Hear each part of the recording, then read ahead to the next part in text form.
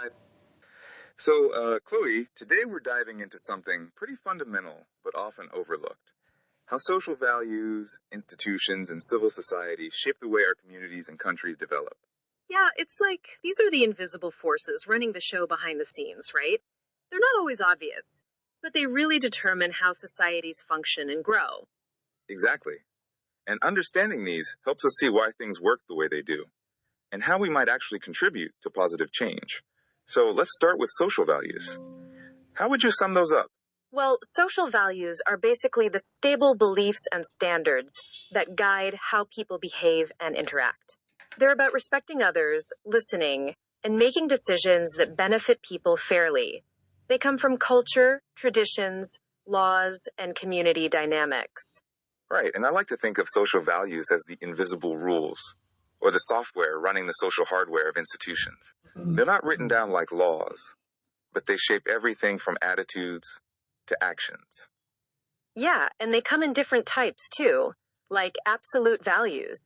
Those are unchanging and universal, things like truthfulness and respect for life. Then there are relative values, which shift over time and differ between societies. For example, views on gender roles have changed a lot in recent decades. And don't forget dominant values, those widely accepted at a given time, and traditional values, which have been held for a long time. Emerging values are interesting too. They develop when old values don't quite fit anymore, like acceptance of same-sex couples, which is becoming more common in places like Australia. And then there are alternative and oppositional values, held by smaller groups, sometimes in conflict with the majority, like cults or extremist sects. So social values really influence development in many ways.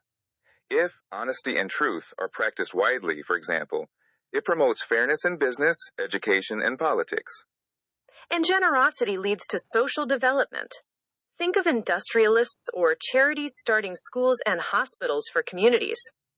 Plus, values like cooperation and respect strengthen social ties, making societies and nations stronger. They also help with regional cooperation. Loyalty and tolerance can ease tensions between different regions or countries. And ultimately, these values foster peace and happiness by resolving conflicts through understanding. Not to mention raising living standards by encouraging excellence and innovation. So, moving on to social institutions, how would you describe them? Institutions are like the social machines or frameworks that organize roles and behaviors to meet society's basic needs and keep it stable. Yeah, and they come in two main types. Primary institutions are basic and natural: family, marriage, religion, early political systems.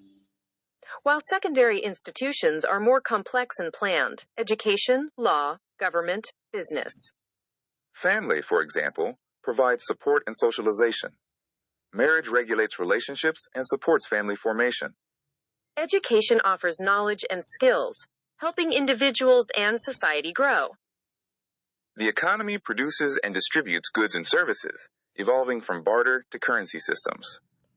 And politics governs society, makes laws, and maintains order. Institutions have clear goals, are relatively permanent, and carry values that guide behavior.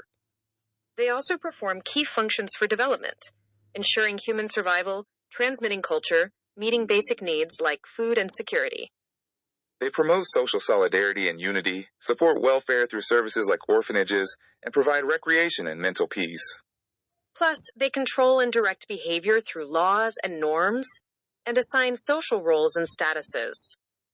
Now, civil society is the third pillar. How would you explain it? Civil society is the space outside family, market, and government, where individuals and groups freely organize to pursue common interests. It includes NGOs, social movements, faith groups, labor unions, cooperatives, youth clubs, media, indigenous organizations, and more. Key characteristics include shared access to resources, voluntary participation, responsible stewardship, citizens, right to participate in governance, accountability, equity, justice, and peaceful conflict resolution. And it's guided by principles like engagement, active participation in community and governance. Constitutional authority, protection of rights under the law. moral responsibility, using freedoms without harming others. And social justice, ensuring equity, diversity, and human rights. Civil society plays a vital role in economic development. It brings innovation by designing creative poverty reduction programs governments might lack.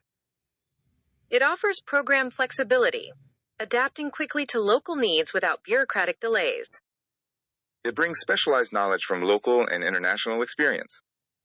And provides targeted local public goods like health clinics, education, and community mapping for marginalized groups. NGOs and community groups also help manage common resources sustainably: forests, fisheries, pastures. Plus, civil society often gains more trust from marginalized groups than governments do. And it represents and advocates for the poor, voicing their needs and influencing government programs. Like NGOs using community theater or computer tech in slums to educate and empower people, innovations governments might not implement easily.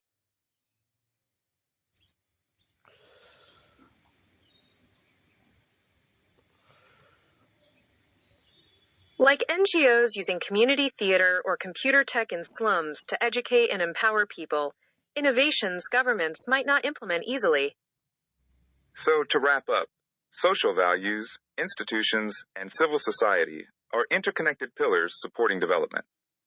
Social values shape how we behave and what we prioritize. Institutions provide the structure and rules. And civil society energizes change, innovation, and accountability. Understanding these helps us appreciate the complexity of development and our role in it.